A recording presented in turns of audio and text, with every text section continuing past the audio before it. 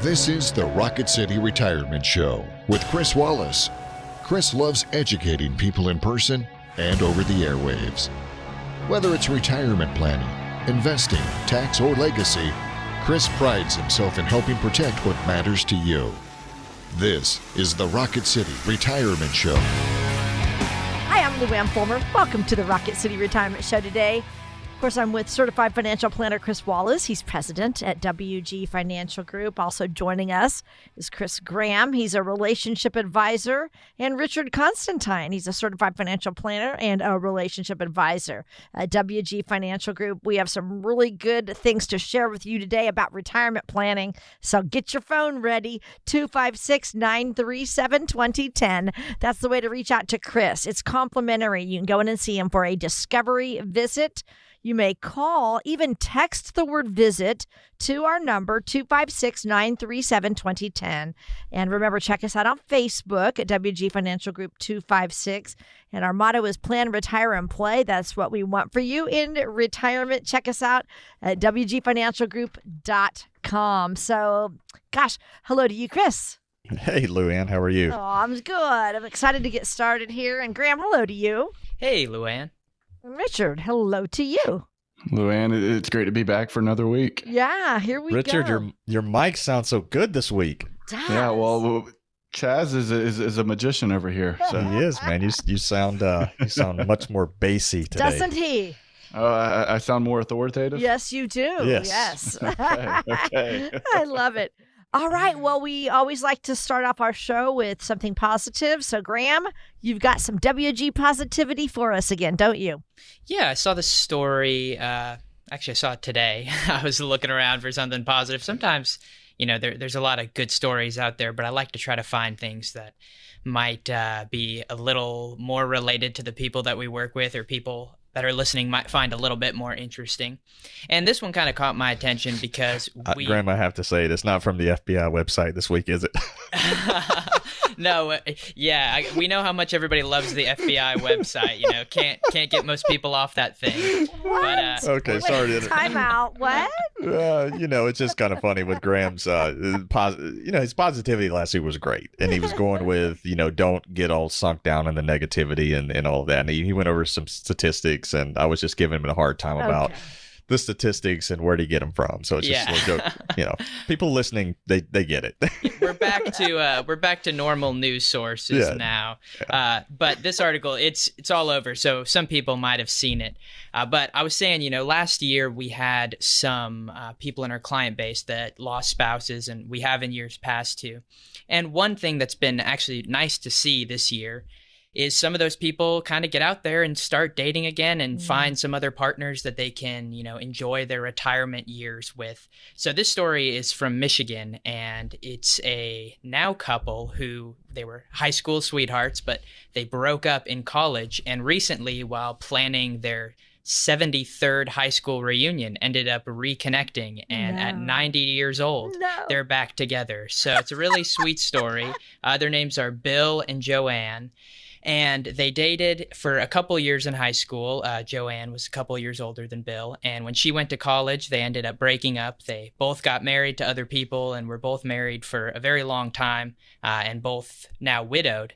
And recently, while planning the reunion, she kind of had sent out an invitation to him, and they started talking and have rekindled after all these years. So it's a really sweet story. They got interviewed for the local news, and it's a very cute video. But it's just nice to see, people that have lost spouses, go out there and find someone else to spend their retirement years with. They said they spend a lot of time walking and playing cards and doing crossword puzzles, and it sounds like they have a great thing going.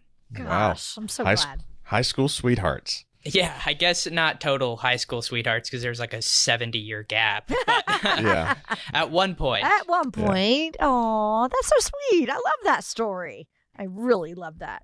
Okay, good deal. Well, so there's hope for all of us. I love that when you do lose a spouse, maybe you can, find somebody else that you can share the rest of your life with, Mm-hmm. Yeah, it's always nice to have somebody to do things with. So thank you for that, Graham. Very, very good. One of my clients the other day was telling me there's a statistic, and I did not look this up, but and I'm trying to remember if I'm actually remembering what she told me correctly, but a widowed spouse is much more likely to find, a new mate, let's call it, versus a divorced spouse. Oh, wow. Huh. Yeah. So that's interesting. And she learned that in her grieving group, actually, is what she told me. There was a stat that went over, or they went over that stat or something, that a widowed spouse or a widower is much more likely than a divorced spouse. So I thought that was interesting and also understandable too, depending on how, the divorce may have occurred. How it ended. Right. Yeah. Yeah. Another kind of interesting thing, and I do have a statistic on this actually because I've seen it before, is men are actually much more likely to find a new spouse or a new partner within the first 2 years. About 61% of men are in a relationship within 2 years, and only 19% of women. That's because we're needy. Yeah. We are needy. You need us women. We are needy creatures. Yes. We are. Oh. We're high maintenance. Yeah. You're high maintenance. That's funny. We'd like to think we're not, but we are. Yeah, but you are. Yeah. Yeah. Love it. Okay. Well, how about a market update for us, Chris? What do you have for us? Yeah, it's a big week. The feds are going to speak again tomorrow, and they're going to make their decision on what to do with interest rates. And so, spoiler alert, we're recording before Jerome Powell talks. And when he talks, people listen. Was it like that commercial a long time ago, E.F. Hutton? Yeah, E.F. Hutton. Is that right? Yeah. So, spoiler alert, they're not going to change the rates. They're going to remain the same, and they'll leave them as is. And I think the interesting part is how the futures have been sliding out, further and further, meaning rate cuts are not expected until around the middle part of the year. Now, honestly, and I don't know how you guys, Graham, Rich, I don't know how you feel about this, but I think the feds are in a pretty precarious situation at this point, and I don't know how they can raise rates. I think that, I don't know, I think it's risky at this point because some data that's come in over the past couple of months still has the inflationary numbers being a little bit sticky. I mean, you've got still a downward trend, but the last few data points that have come in have just it's showing that inflation is a little bit sticky, and I'm just kind of concerned that they, if they start, lowering rates at this point. I don't know, Richard. What do you think? You think the feds are running a risk if they lower rates at this point? Yeah, Chris. I don't think the Fed can lower rates as quickly as we all kind of thought they were back in October and November and December of 2023, right? But I also, to your point earlier, I don't think that they have the ability to start raising rates either. So I think they're kind of stuck in this kind of holding pattern right now to see what actually is gonna, if inflation is still going to be as sticky as it has been, or if things are actually going to start trending lower as we expected. Yeah, I think I think the thing that concerns me is you've got a housing market where you still you have houses that are just unaffordable for a lot of people, and you've got interest rates that are high at this point, which has kind of slowed the housing market down somewhat. But there's still a lot of houses being sold out there, even with rates in the 7s at this point. Right. So the thing that, and Chris, there's a difference in slowing down the housing market versus actually having like an adjustment in prices, right? I mean, the prices are still incredibly sticky. Yeah, no, that's exactly right. And the scary part for me that concerns me is if the Feds lower rates, we know that's going to have an impact on the 10-year, and we know that the 30-year mortgage rate kind of follows the 10-year, the movement of the 10-year. So if the Feds lower rates, say the 10-year drops, and all of a sudden mortgage rates drop, does that refuel the housing price? So the seller can say, okay, well, Graham, you can get a much lower interest rate today, so that means I can charge more for my house. And does that push prices even higher? And I think that's very concerning, because when you look at the shelter component of CPI, it's about a third of CPI. And that's one of the reasons why we haven't seen a faster drop with the headline numbers that are coming out every month, is because shelter runs such a huge lag. And I think, I think we're playing into a situation, or potentially playing into a situation where we could, have stagflation for a while. So we could have inflation running not incredibly hot like we saw last year, but just maybe higher than what the Fed target is. And, at what point do the Feds, decide to lower rates? Now, I think I can get a little bit political here, and it is an election year. So there is I don't want to call it conspiracy side of my brain that wants to think this, but there is a part of me that, I'm wondering if the Feds are going to lower rates towards the tail end of the year, towards the election. And I don't think I'm the only one that's thinking that. I mean, I think there's probably a lot of people out there, and really and truly, the Fed should remain, neutral and not worry about that. But at the end of the day, part of my brain wants to wonder, is that going to happen? Are we going to start seeing, a rate cut maybe in June, July, and then again in the fall, just before the election, to maybe spur the markets, if you will. And if you look at, because we know, Richard, you and I mean, we follow this stuff, very closely. That's what the markets are looking for right now. The markets are looking for any clues, right, as to when the Feds are going to lower rates. Yeah, as we've seen, the volatility in the market has been spiking the day before an FOMC meeting, the day of, and the day after, right? And for most of the other days per month, it's been fairly, flat, right? If it opens up up 0.25%, it's going to kind of maintain that same trajectory. Where this is Tuesday, right? The market opened this morning, down 0.75%, and already, as of recording, as of just after lunch, the market's already positive for the day. And so everyone's just kind of placing their bets and expectations of what's going to happen with interest rates. Yeah, even the bond markets. We see that with the 10-year. The 10-year's down as of recording today, 4 basis points. So I think investors are really looking for clues as to what might be said tomorrow. And really the clues are, hey, Powell, when are you going to start lowering rates? Because we know that'll assist the bond markets. We know that'll assist the stock market, because the equity markets love liquidity. And so, it's kind of going to be really interesting to kind of see what they say tomorrow and see how things kind of play out. But, on the show, we don't dive in too deep into politics, because we believe, I believe, and I believe this wholeheartedly, that the market looks closer at Jerome Powell than it does at Biden or Trump. At the end of the day, it's that gray-haired gentleman that the markets are looking at, not the other two. And I don't think Trump actually has gray hair. That's gray hair, right? It might be orange, as the left media likes to say. But at the end of the day, the markets are really looking at Jerome Powell. So that's our market update for the week, and we've got to get off to a break. We've got a really good show, and some of the latter segments, we've got Kelly Myers. We're going to do some tax talk. But in the meantime, if you're looking to set up a discovery session, you can do that by giving us a call at 256-937-2010. Again, the number's 256-937-2010. We'll be right back with more of the Rocket City Retirement Show, so stay tuned. Do you have a retirement plan but would like a second opinion? Let Cris lift you off into retirement by calling 256-937-2010. WG Financial Group. That's 256-937-2010. Quarters, just 25 cents. That's hardly anything, right? But Cris Wallace and his team at WG Financial see quarters a little differently. A quarter is a lot when it's a quarter of your retirement savings. Now, do you want to pay 25% or more in taxes during your retirement? Well, Cris can create a plan to help address that. Now, if the only time you think about taxes is when you file them, you don't have a tax strategy. But it's not too late to get one with the help from Cris Wallace. So act now to make sure you're not paying a quarter, dime, or even a penny more than you should. Call Cris Wallace and his team at WG Financial at 256-937-2010 to schedule your personalized tax strategy session.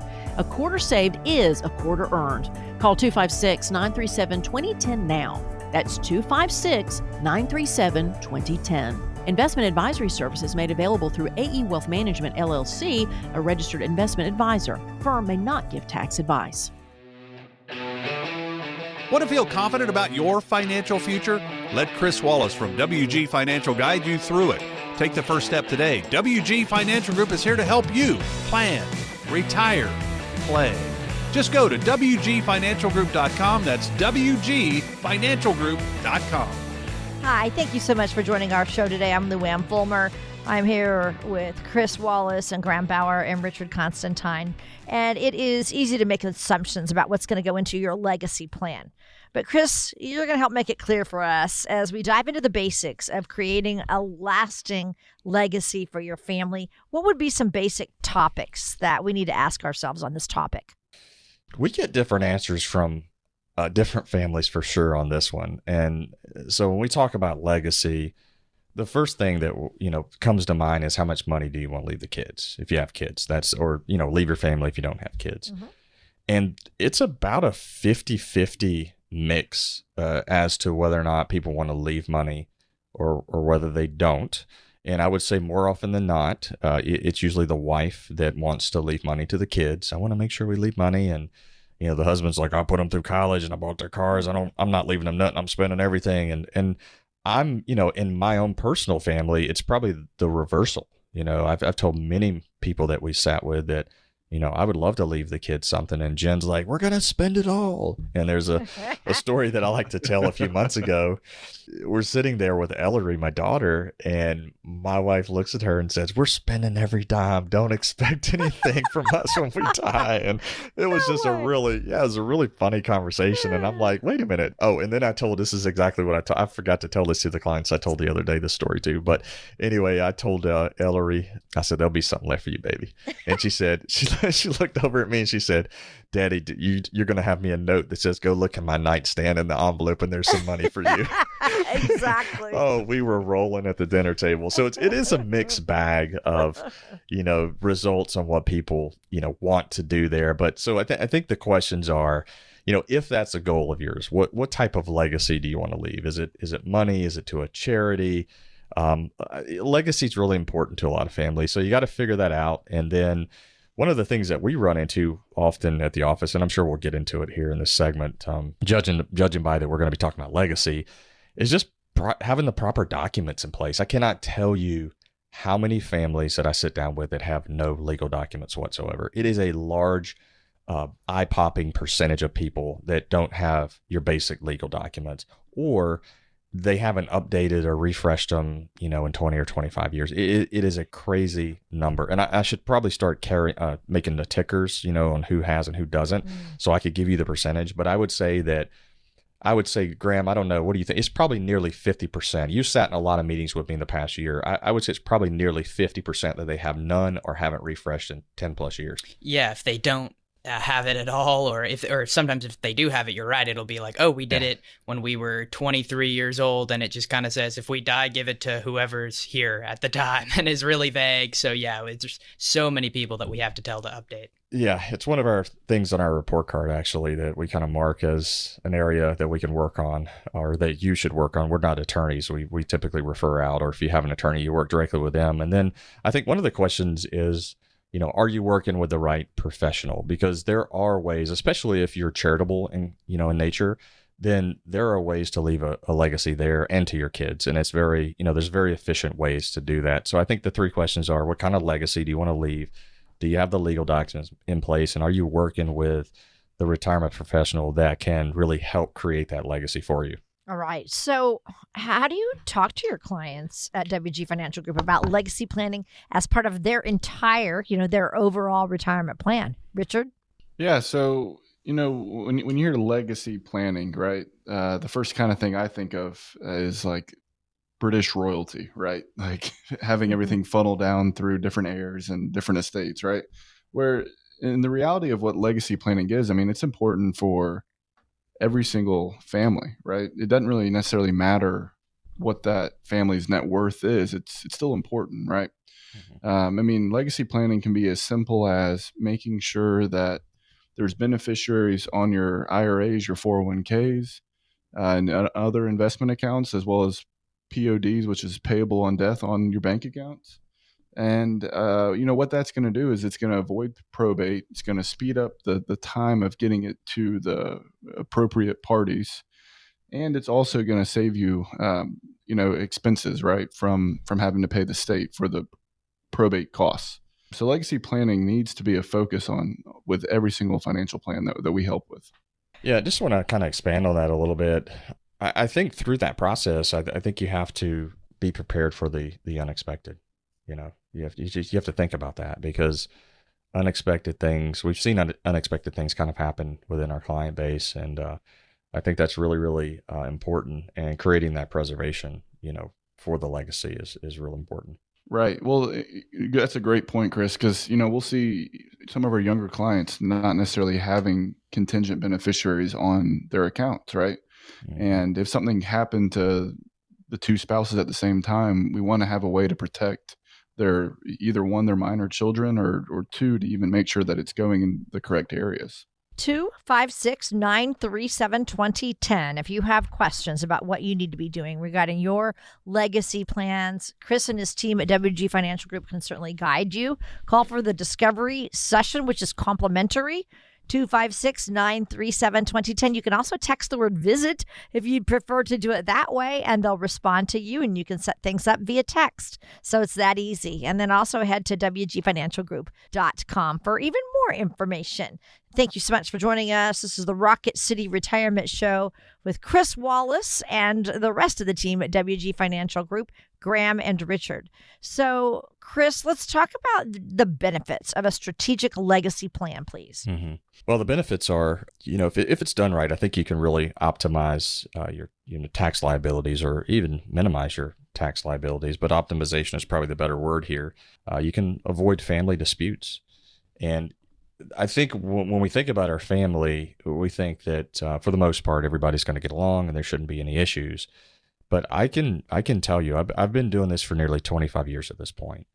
And, just like when you're working at a job for that length of time, you've seen a lot of stuff. There's, what we call the gray beards, and I'm one of those guys at work now. And, in the manufacturing facility, those graybeards have seen a lot. And, we would bring up a brand new blueprint of a new part that we're going to make in the auto industry back when I was doing that. And they would say, that's not going to work. And I say, nah, the blueprint says it's going to work. CAD drawing says it works. 3D model shows it work. And they're like, it's not going to work. We've seen this before. It's not going to work. And so anyway, when you've been in this industry a long time, you see a lot of stuff. And I think it's good. I think we have a good mix, and not to get off on a tangent of our advisory staff. We have a good mix of youthfulness, and then, I'm the gray beard at the office that's seen a lot of stuff. And, we can, in our advisory staff meetings and stuff, we kind of run over stuff that we're running into. But when it comes to family, you think everybody's going to get along. But let me just tell you, I've seen some really nasty situations where the brothers and sisters just don't get along. And so I think the proper planning can really cut down on those disputes. And another thing too, just for the legacy aspect of it, is preserving that wealth for future generations. Now, I'm of the mindset that my kids are probably going to have it harder than I have it today, just because I think the world is changing. I think tax rates are going to be a little higher. So anything that I can do to help my kids, that's what I want to do. I want to try to preserve some wealth for future generations. And then also, as far as a strategic plan, I think you can look at charitable giving is really an avenue for a lot of people that is overlooked. And I would even go as far, even if you don't think you're charitably inclined, there's still opportunity out there. And how we're able to talk with the families that we work with, there's still opportunity to be charitable minded, which ultimately may make your situation more tax efficient for the kids. And that's things that we kind of go over with families that we're working with. But optimizing that tax liability, trying to avoid that conflict, preserving wealth for future generations, and taking advantage of the charitable opportunities that you have. Of course. Graham, why don't you describe what happens if an estate or legacy plan is not done properly? Well, I know Chris mentioned there a minute ago about family disputes, and I think that is something that you really got to think about. I know in my extended family, I don't know the exact situation because it happened before I died, or before I was born, not before I died. Yeah. So I had I think it was great grandfather, and he did not do his legacy planning properly. And when he passed away, he left a house. There ended up being all these disputes over the house. And throughout my whole lifetime, I had like 3 uncles who just didn't talk to each other. No. And I didn't totally know why. And later I found out it was because of disputes over that after he passed away. So, I've personally seen in my own family that caused a big rift among some extended family members. So I think you really do not want to leave behind a mess that your heirs or your beneficiaries are going to have to clean up, because especially in a time where, you've just lost somebody, you're going to be extra emotional at that time about, their things, about your relationship with them. And I think that can lead people to make a lot of irrational decisions, and not even just talking about kids, even, talking about your spouse. That's why, we encourage everybody, all of our clients, to be transparent financially with their spouses and with their legacy planning, because, if you pass before your spouse, you should want them to know where the money is and what accounts you have, and, make sure they're all beneficiaried out correctly, because you might think, spouse passes away, she'll get my Social Security amount, and maybe you have a pension, she'll get my survivorship benefit. There tends to be a delay, at least with a lot of pensions, before that's going to be coming in. So you definitely want your spouse to know how they're going to be, taken care of if you pass away first. So I think that as part of your legacy planning, not just for your kids and your beneficiary, but for your spouse as well, to have everything in place, have it in place ahead of time.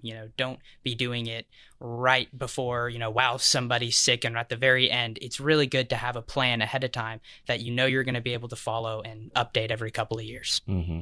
No, it's a real good point, actually, Graham. You mentioned beneficiaries on file. It's a big deal. We see that mistake quite often, especially with bank accounts. So I'll just give a little piece of information here as we start to wind down this segment. When you do an IRA, let's say you open an IRA, it's all in the paperwork where you have to put a beneficiary on file. And I guess technically you don't have to, you could put to the estate of, but there's a spot for a beneficiary. But if you go into the local bank and you open a savings account, they'll open that checking or savings account in a heartbeat. They're like giddy to open those accounts. They're like, yeah, open this checking account. But they will not ask you, in 99% of the cases, do you want to put payable on death? Do you want to put a beneficiary on this account? And we always advise our clients to go back when they go into their bank or their local credit union or whatever for their checking or savings account and ask the individual, do I have POD for this account? Is my son or daughter a beneficiary on this account? Just in case I die.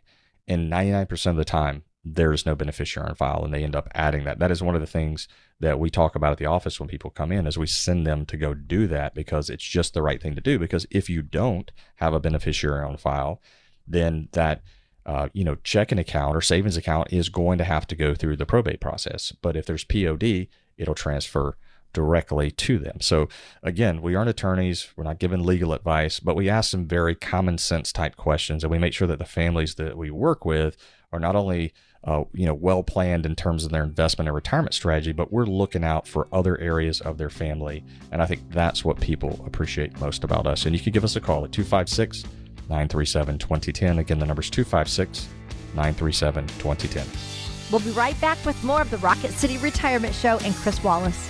Looking to feel confident about your financial future? Let Cris Wallace from WG Financial be your guide. Begin your journey today at WGFinancialGroup.com. Wait.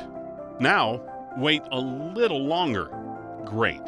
You may have just increased your lifetime income by tens of thousands of dollars. That's how Social Security can work for you. The longer you wait, the more money you may get. Deciding when to start taking your Social Security benefits is one of the most important retirement decisions you'll make. Cris Wallace and the team at WG Financial Group can show you the options and help make the right decision for you and your situation.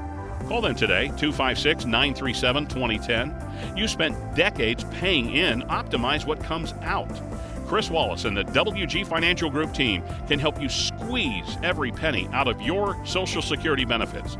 Don't wait any longer. Call now, 256-937-2010. That's 256-937-2010. Investment advisory services made available through AE Wealth Management, LLC, a registered investment advisor. Firm is not affiliated with the U.S. government. Navigating uncertain times in the volatile market? Don't make impulsive decisions. Trust the Rocket City retirement guy, Cris Wallace. WG Financial Group is here to help you plan, retire, play. Call now at 256-937-2010. That's 256-937-2010 to schedule your meeting today. Hi, I'm am Lou Ann Fulmer. Thank you so much for joining us today. Of course, I'm here with Cris Wallace, Richard Constantine, and Graham Bauer of WG Financial Group. And joining us now, a guest on our show again is Kelly Myers. So excited to have him. He's an enrolled agent and he's founder of Myers Consulting Group. And we have a lot of good things to get to today regarding taxes and everything. So I'm going to just turn it over to you, Cris, okay? You got it. Yeah. So we're going to talk taxes. And I guess just first, before we really get started deep into some of the tax conversations, there are some things happening, or there will be something major happening at the end of 2025, which is where the Trump tax codes, as it's commonly known, will expire, and the brackets, unless something's done. So the brackets as we know them today, Kelly, if I'm not mistaken, will just revert back to where they were when Obama was in office. Is that what your understanding is as well? Yes, Chris, and it's great to be back with you. So the rates will roll back. Well, we have to be careful how we use that term, right? We say they roll back to the former rates, which really means they're going to roll up, right? Yeah. So they're going to increase to what they were previously. So everybody's going to get a couple 3-point tick upward in their marginal tax rates. Your tax bill's going up. Right. And I think it's a good choice of words you said there, is they won't roll back. They're actually going to roll up. And from what I've seen, mostly the middle class is actually really impacted the hardest with if they go back to where they were.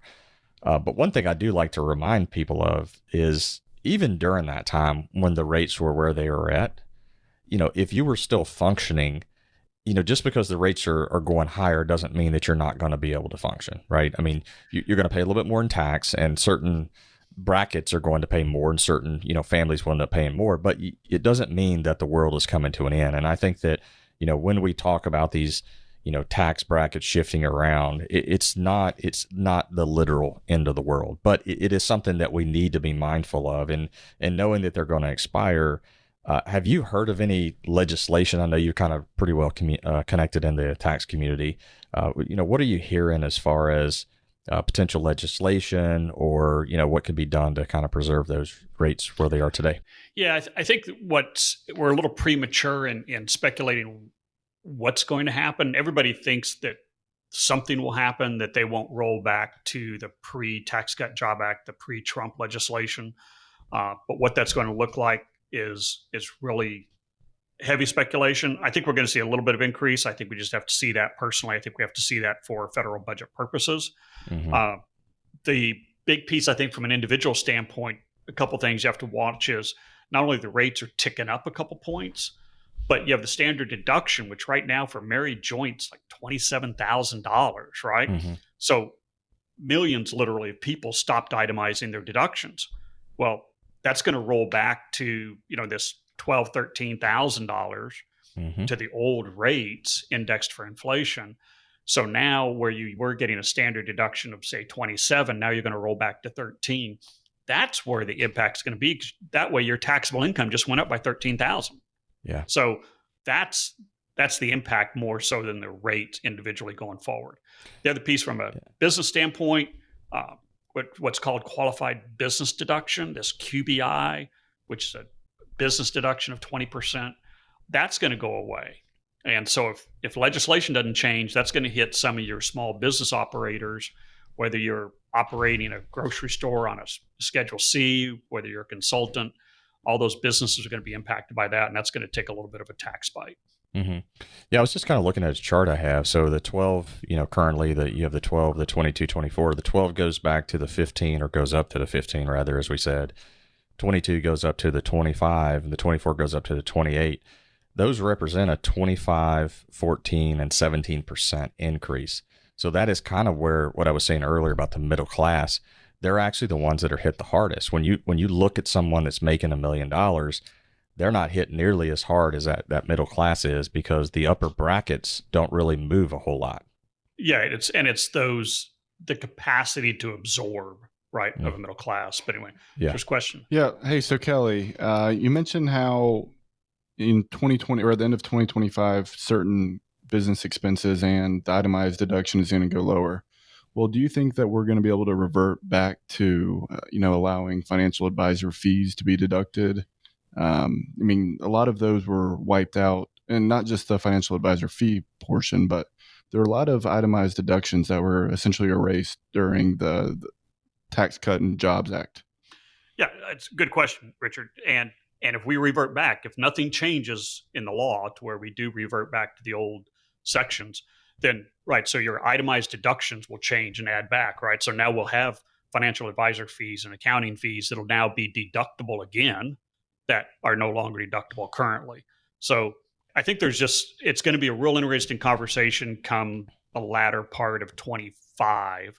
And we want to think, oh, that's a long ways from now. Well, if you're planning, 2025 is around the corner. It's really coming up. And so even your financial planning now is going to be affected, and your tax planning now is going to be affected by what's going to transpire in 26. And you have to do a little crystal ball work, but it has to be a conversation.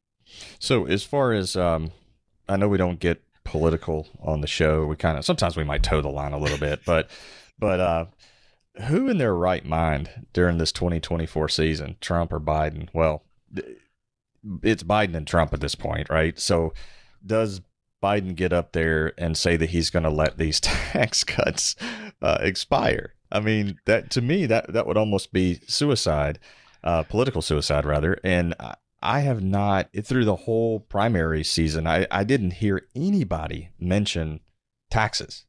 I just didn't hear that. Did you hear that, or has there been a discussion on that? I personally don't think you're going to hear that, right? Because we have breathing room, right? Because these don't sunset until the end of 25.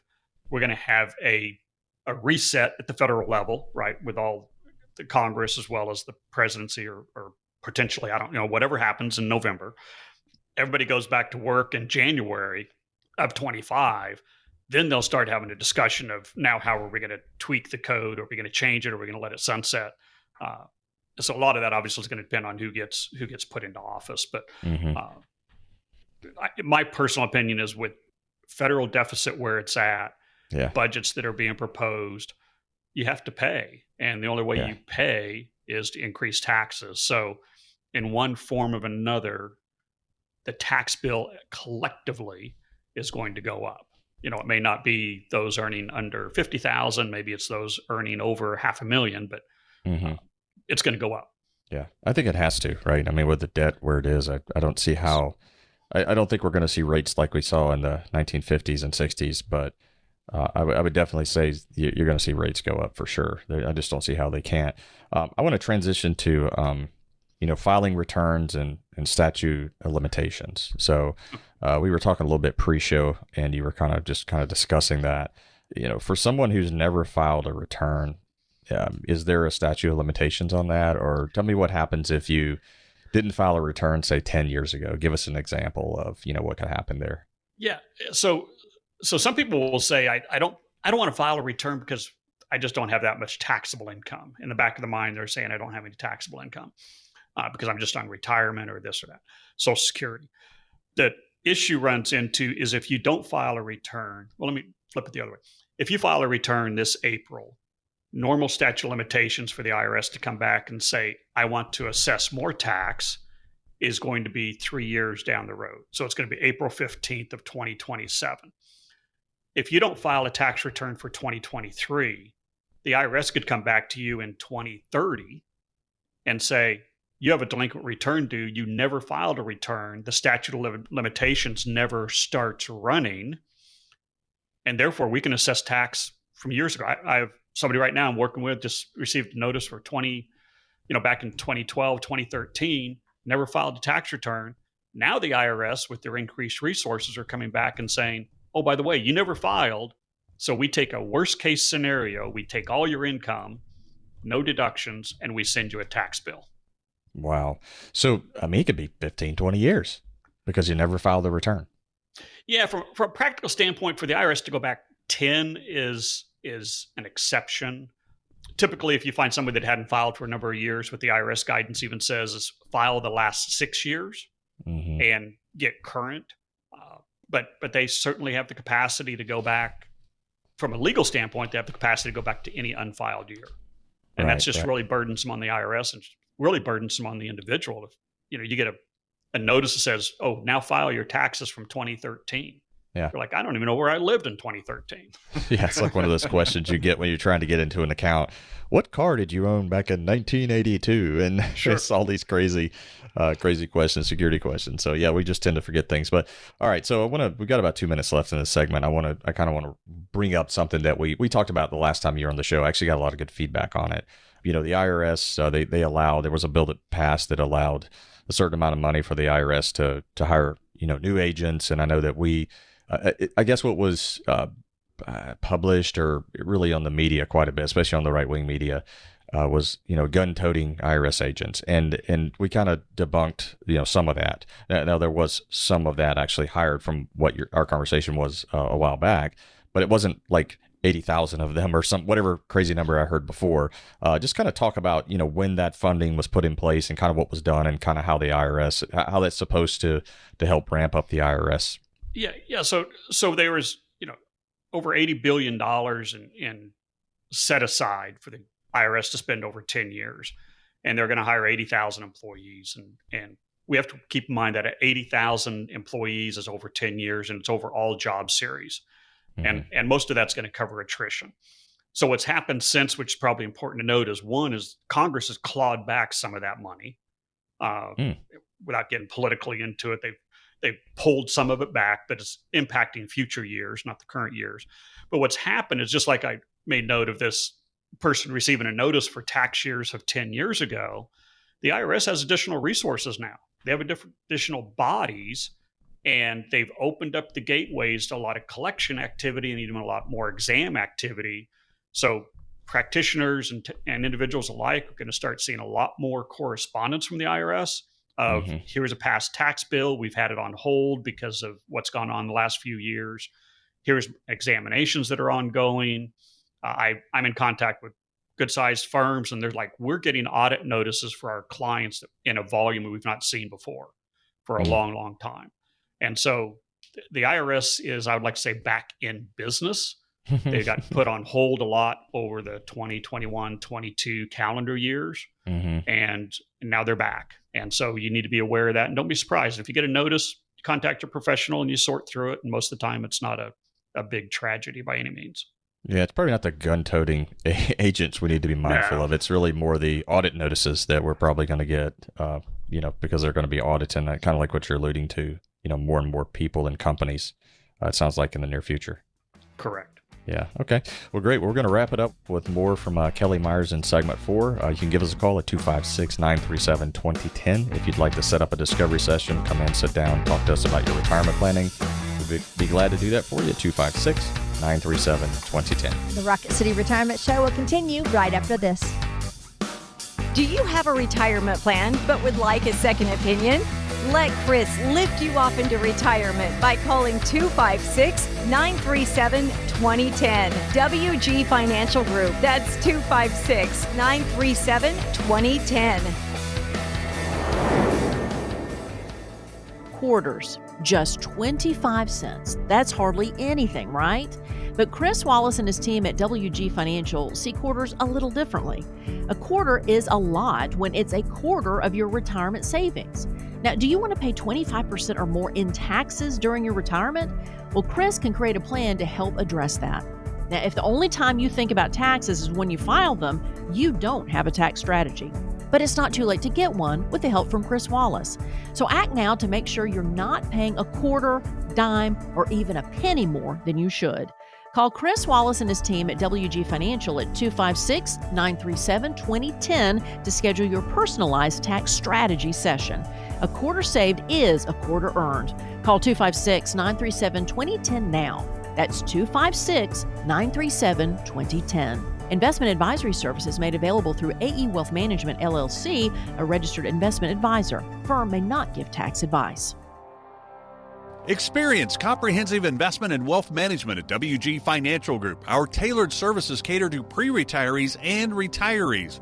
With a range of portfolio managers, we cater to your specific needs from passive to active strategies. WG Financial Group is here to help you plan, retire, and play. Reach out to us at 256-937-2010 to schedule your meeting today. Hi, we're so glad you're spending part of your day with us. I'm Lou Ann Fulmer here with Cris Wallace and the team of WG Financial Group. Now, joining us right now, special guest Kelly Myers. He's been on our show before. He's an enrolled agent. He's founder of Myers Consulting Group. So it's going to be a really good segment here talking about all kinds of taxes. Cris, I'll let you take it from here. Yeah, sounds good. Well, Kelly, welcome back. I know we always get a lot of positive feedback when you're on the show because, you know, everybody's favorite subject is taxes and how to do it legally, but leastly, pay as little as possible. So I'd like to kind of start off with something that you and I were discussing, and you're well aware of this. And I have to be honest, this kind of fell up underneath my radar. And, you know, when I stumbled across it a few weeks ago, I was like, hey, you know, we probably should bring this to the air because there's probably a lot of people that may not know this because it's a fairly significant change that happened actually last year with Governor Ivey signing off on several tax relief things. But really the first one is the exemption of $6,000 in taxable retirement income. And I'd like to just kind of talk about that, talk about how it's going to work today and then down the road and some potential, I guess, strategies, if you will. Yeah, thanks, Cris. It's great to be back. We always have a great discussion on topics, and I think may do a little bit of benefit for everybody to understand what Alabama has done in the past, because people think, well, I have my pensions exempt. Well, pensions, defined benefit plans, where you have these funded pensions, whether it's a government pension, military, something like that, those have been exempt under Alabama for a number of years. So what this bill does is create a little bit of parity for a traditional IRA. So when you have an IRA that comes out in the past, whether it's RMD or whether just regular distributions out, you pull out $20,000, that $20,000 gets taxed as ordinary income. So what this bill does is says, hey, for the first $6,000 for an individual, or $12,000 if you're married joint, and you meet the qualifications, you have to be 65. So it's not that 59 and a half age you're looking at, and it's not an RMD age. It's a new date we have to watch.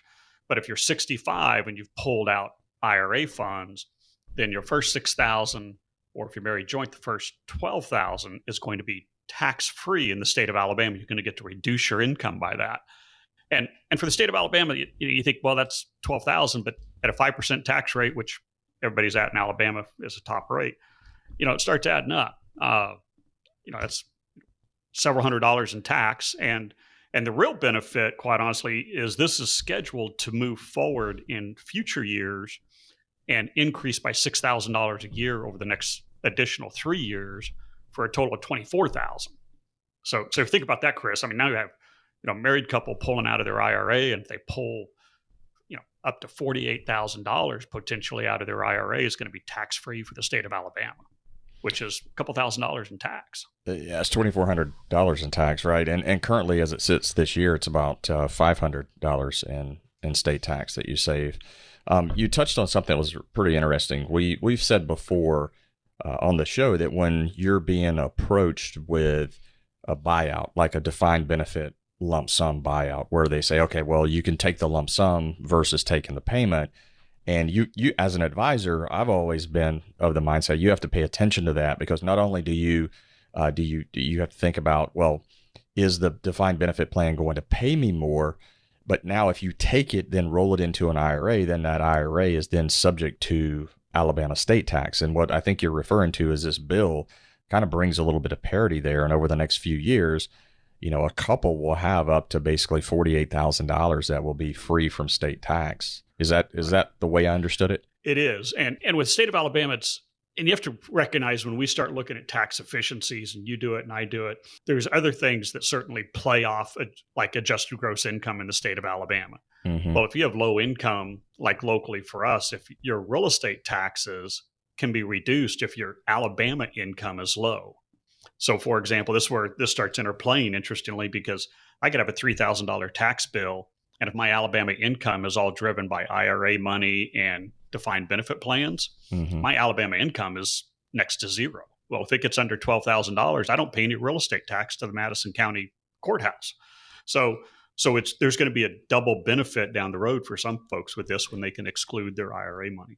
Yeah, I think it also introduces a little bit of strategy as well, where let's say an advisor might be pulling from, let's just say the husband's account solely. Well, in this case, if you've got both husband and wife, they're 65 or older, then it would benefit you to take a little bit from each. So you take full advantage of that $6,000 per person.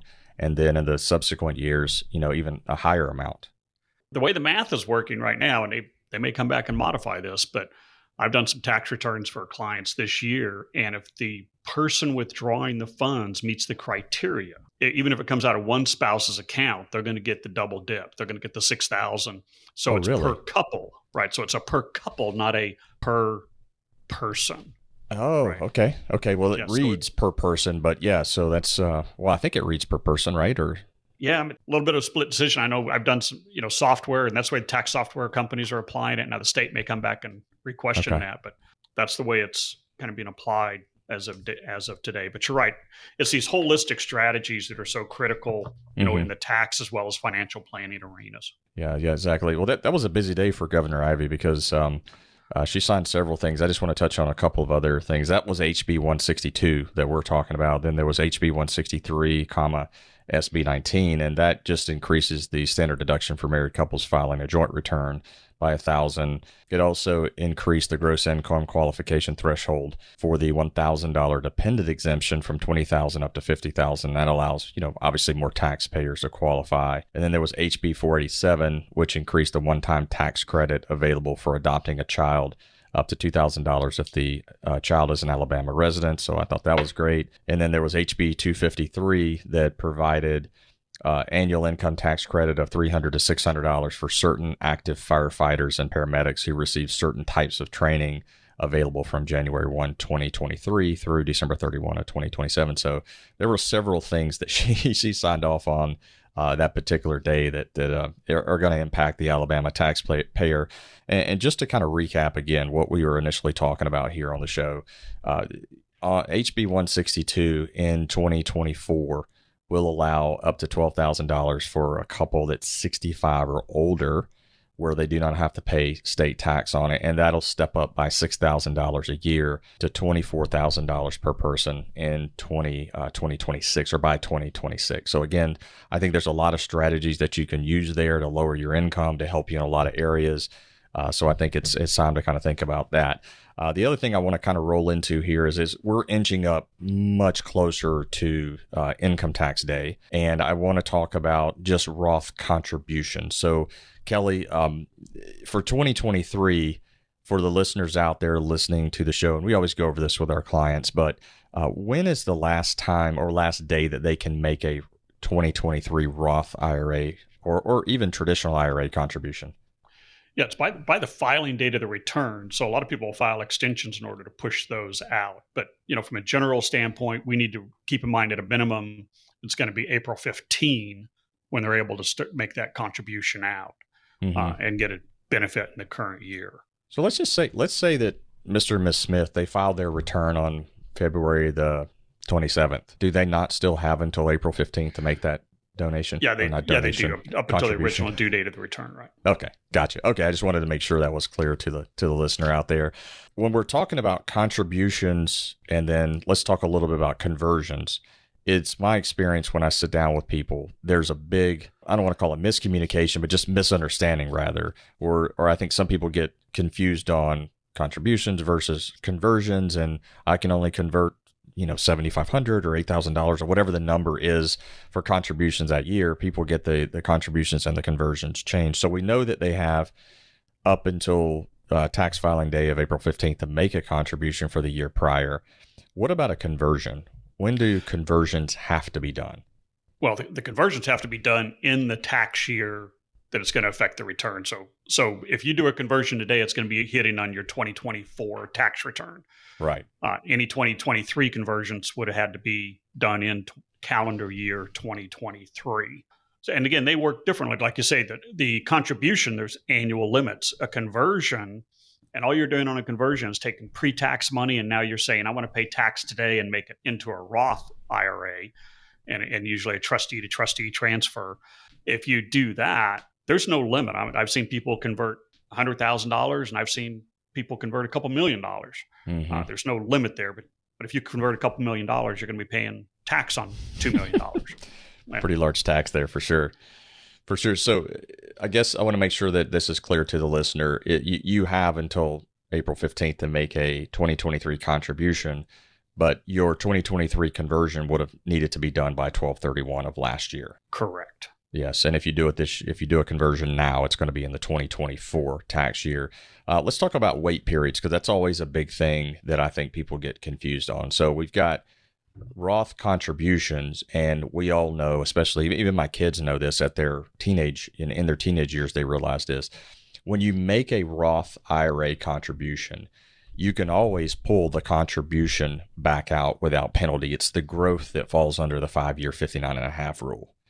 So let's talk about conversions. So when we convert a Roth IRA, there's two different sets of rules here that I think that everybody needs to be aware of. So if you convert pre 59.5, number one, you better have the tax money set aside to pay the tax on the conversion, because if you try to gross up the IRA to have the IRA kind of withhold taxes, you're going to get hit with a 10% early withdrawal penalty on that withholding. So if you convert, you need to have the money set aside or have some way to pay the tax that's outside of the IRA. The other tricky part here is, when can I have access to my principal? And when you do a conversion pre 59.5, you have to wait a full 5 years before you can have access to that converted principal.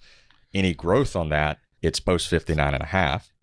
And then if you do a conversion after 59.5, you actually have immediate access to the converted principal, but you don't have access to the growth until 5 years. So I think, Kelly, when you are dealing or talking with people about these, do they seem to get confused on these rules? Has that been your experience as well? Well, I just envision people listening right now, and they're like, Chris just rattled off a bunch of dates and ages and amounts and what's right. But I think that's what's critical, right, of talking to the advisor, talking to your tax person, because everybody's story is different. Yeah. And once you pull the trigger and you convert, you can't come into the tax guy and go, oh, well, this is what I did. I need to unwind that. Mm-hmm. Very, very seldom can you do it. So you have to engage early, engage often, right, to make it strategically. You timeline this out and say, I want to make a conversion here because I had events. I think my tax bill will be less in the long run if I convert now. Mm-hmm. And I convert it in steps, or I do it in a chunk, and I do it in conjunction with a donor advised fund, or I do all these different pieces. A lot of things moving around in order to where we can be tax efficient and let that professional add value to your tax and financial environment. Yeah, I can tell you personally, Kelly, that the contribution conversion rules were one of the hardest things I had to get a grasp on, because it's very easy to get them confused. And if you get them confused and you're not working with somebody that understands them, you can cost yourself a whole lot of money real quick doing things out of order or just improperly. And like I said, end up costing yourself a lot on the tax code. So Kelly, we really appreciate you being on the show. It's been a great show. I hope everybody's got a lot out of this segment when it comes to taxes, Roth conversions, contributions, and the new Alabama IRA distribution rule at age 65. So hope everybody has an awesome and blessed week. And if you'd like to set up an appointment with us, you can give us a call at 256-937-2010. Again, the number's 256-937-2010. Again, hope everybody has an awesome and blessed week, and remember to serve every person in every situation with a servant heart. Please remember that converting an employer plan account to a Roth IRA is a taxable event. Increased taxable income from the Roth IRA conversion may have several consequences. Be sure to consult with a qualified tax advisor before making any decisions regarding your IRA. Kelly Myers is not affiliated with nor endorsed by WG Financial Group or AEWM. The views and opinions expressed by Kelly Myers may not be the views of WG Financial Group or AEWM. Investment advisory products and services made available through AE Wealth Management, LLC, a registered investment advisor. Insurance products are offered through the insurance business WG Insurance Services. WG Financial Group is an investment advisory practice that offers products and services through AE Wealth Management, LLC, a registered investment advisor. AEWM does not offer insurance products. Insurance products offered by WG Insurance Services are not subject to investment advisor requirements. AEWM and WG Insurance Services are not affiliated companies. Investing involves risk, including the potential loss of principal. Any references to protection, safety, or lifetime income generally refer to fixed insurance products, never securities or investments. Insurance guarantees are backed by the financial strength and claims-paying abilities of the issuing carrier. This radio show is intended for informational purposes only. It is not intended to be used as the sole basis for financial decisions, nor should it be construed as advice designed to meet the particular needs of an individual's situation. WG Financial Group is not permitted to offer, and no statement made during this show shall constitute tax or legal advice. Our firm is not affiliated with or endorsed by the U.S. government or any governmental agency. The information and opinions contained herein provided by third parties have been obtained from sources believed to be reliable, but accuracy and completeness cannot be guaranteed by WG Financial Group. This radio show is a paid placement.